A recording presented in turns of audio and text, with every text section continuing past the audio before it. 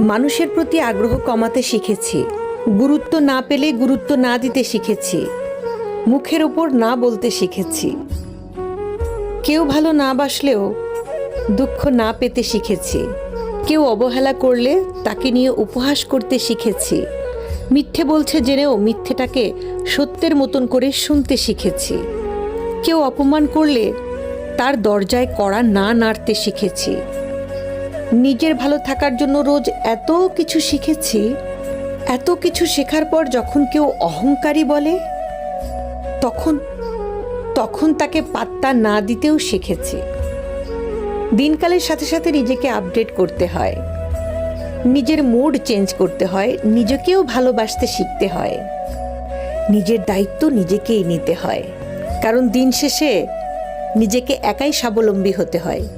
কে কি ভাবলো দেখলে চলবে না।